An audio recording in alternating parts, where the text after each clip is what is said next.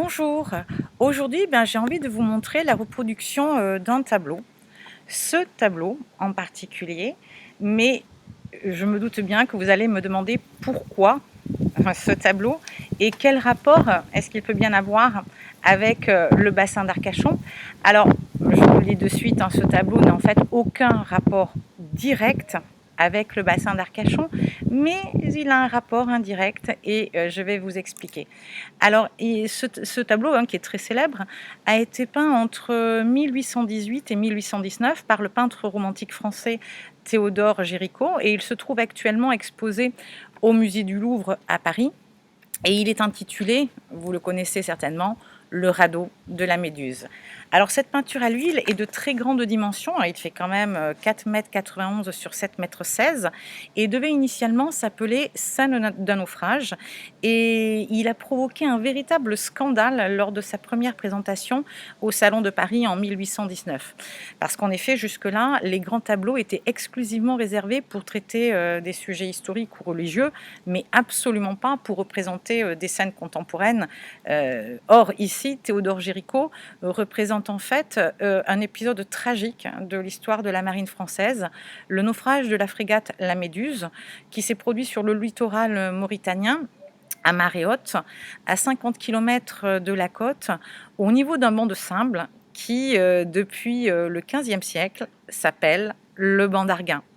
Je pense que vous commencez un petit peu à voir où je veux en venir, mais encore un petit peu de patience. On va pour l'instant rester un moment sur ce tableau et surtout sur cet événement, puisque ce naufrage, il a coûté la vie à 147 personnes qui avaient essayé de se sauver en s'embarquant sur un radeau de fortune, et il s'est déroulé le 2 juillet 1816.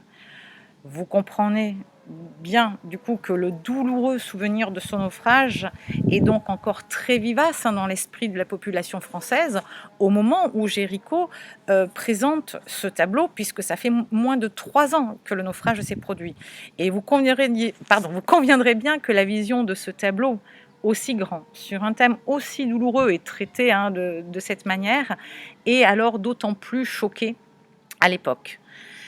Maintenant, je pense que vous l'avez bien compris, je veux vous parler du banc d'Arguin, du bassin d'Arcachon, que vous connaissez certainement. Peut-être êtes-vous déjà monté sur la dune pour l'avoir vu, ou en tout cas à la télévision. Mais pourquoi avoir choisi de vous montrer ce tableau de Géricault pour introduire mon sujet ? Eh bien, en fait, le nom Arguin est employé pour la première fois pour désigner un banc de sable à l'entrée du bassin en 1835 sur une carte marine du bassin réalisée par Paul Monnier, qui était ingénieur hydrographe, et je vais vous montrer dans quelques instants la carte qui paraît dans ce livre de la Société historique d'Arcachon et du pays de Buch, sur les cartes anciennes du bassin d'Arcachon. Et vous avez ici, alors j'espère que vous voyez bien, vous avez ici la carte de Monnier, et ici, de manière un petit peu plus lisible, la reproduction qu'en a fait Émile Lapeyre. Et si vous regardez bien, le banc d'Arguin apparaît ici, tout en petit, pour la première fois. Donc, pour en revenir d'abord à notre propos, je vous ai dit il y a quelques instants que le banc d'Arguin mauritanien, quant à lui, porte ce nom depuis le XVe siècle. Et en fait, Arguin vient d'un mot berbère qui désigne une plante locale que l'on trouve là-bas. La question se pose forcément de savoir pourquoi Paul Monnier a-t-il donné ce nom au banc de sable qui, lui, se trouve à l'entrée du bassin d'Arcachon.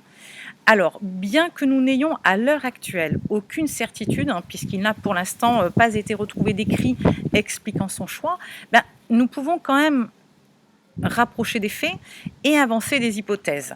Nous pouvons par exemple supposer sans crainte de nous tromper qu'en tant qu'ingénieur hydrographe, il avait parfaitement connaissance des différents endroits les plus dangereux à la navigation, et il avait aussi connaissance de ce naufrage dans cette zone des eaux de la Mauritanie qui était déjà réputée pour sa dangerosité.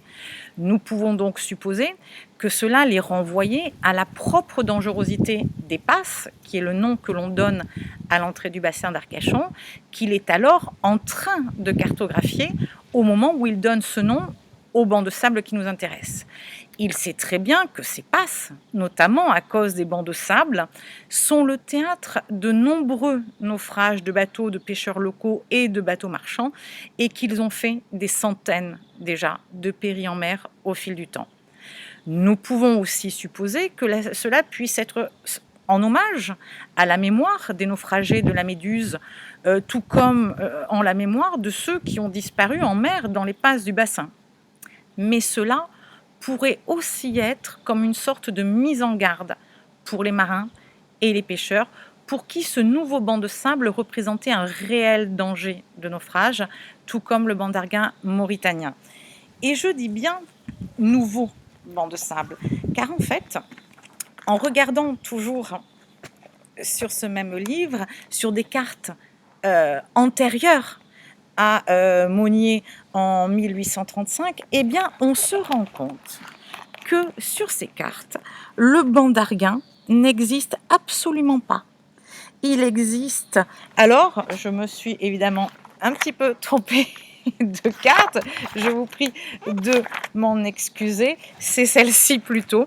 Il existe bien alors le banc du Matoc, qui lui finira par le biais des courants venir se raccrocher au littoral et permettre l'évolution de la dune du Pilat tel qu'on le connaît, mais pour l'instant il est encore là et on note l'absence totale du banc d'Arguin.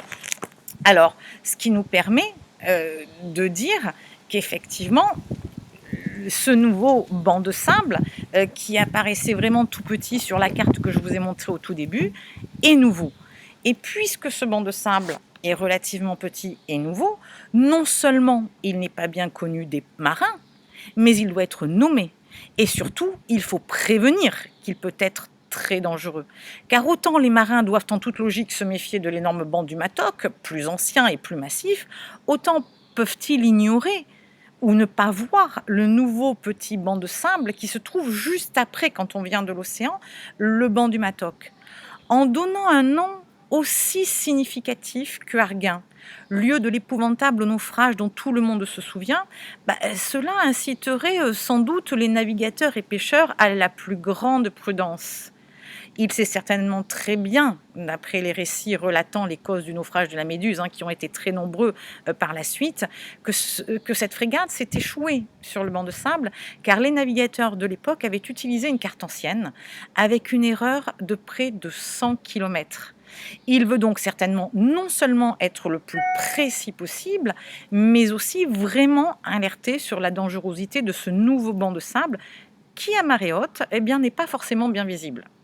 Alors, au-delà de la similitude non négligeable de la dangerosité des deux bancs de sable, le mauritanien et l'arcachonnais, nous pouvons aussi constater, tout comme Paul Monnier a dû le faire en son temps, toujours grâce au récit des circonstances et du lieu du naufrage, qu'il existe quand même de sacrées ressemblances entre les deux paysages, c'est-à-dire des dunes et des bancs de sable en perpétuel mouvement. Donc finalement, ça fait quand même pas mal de points communs entre ces deux bancs de sable qui peuvent expliquer le choix de ce nom pour le banc de sable de l'entrée du bassin d'Arcachon. Eh bien écoutez, j'espère que ce petit exposé, alors entre peinture, histoire et carte ancienne, entre Mauritanie et bassin d'Arcachon, vous permet de mieux comprendre le bassin d'Arcachon et surtout l'entrée avec ce banc d'Arguin, qu'il vous aura fait un instant rêver, voyager par l'imagination. Je vous souhaite une bonne journée et je vous dis à bientôt pour une autre vidéo. Au revoir.